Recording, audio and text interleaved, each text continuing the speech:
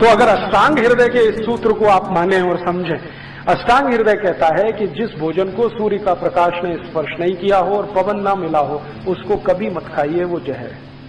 दूसरी हमसे क्या गलती हो रही है, हमने अपने घर का नाश्ता ऐसा बनाया जो यूरोप और अमेरिका में मजबूरी में खाया जाता। मैंने कहा ना, पाव रोटी, डबल रोटी, बिस्किट, अब हमने घर में शौक से लाना शुरू किया। ज्यादातर घरों में ब्रेड पकौड़े नाश्ते में मैं देखता हूं, या ब्रेड का कोई ना कोई प्रिपरेशन नाश्ते में मिलता है। पूछो, कहते हैं बहुत इजी है।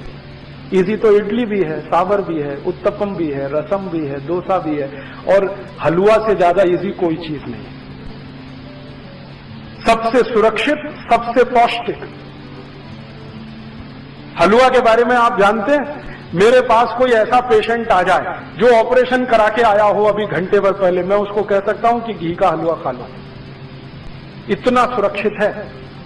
उस पेशेंट को रोटी नहीं खिलाई जा सकती, दाल नहीं खिलाई जा सकती, चावल नहीं खिलाया जा सकता, कम से कम 15 दिन।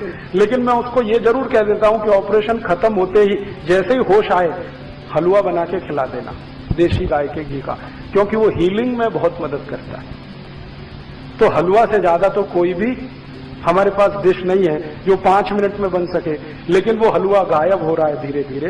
पाव रोटी आ गई, डबल रोटी आ गई, बिस्किट आ गया, घर में नूडल्स आ गए, और सवेरे के नाश्ते में ये जरूर है। और आयुर्वेद कहता है कि सवेरे का नाश्ता ही सबसे ज्यादा मजबूत होना चाहिए, उसी में भरपेट हम पाव रोटी, डबल रोटी खिला रहे हैं। कभी कभी बच्चों का बहाना बना देते हैं कि खाते नहीं वो, आपने खिलाने की आदत नहीं डाली तो वो खाएंगे क्यों? यहां से ही हमारी जिंदगी की गड़बड़ी शुरू हुई। और ये सड़े मैदे की पाव रोटी, डबल रोटी आप जितनी खाएंगे कब्जियत उतनी ही बढ़ेगी।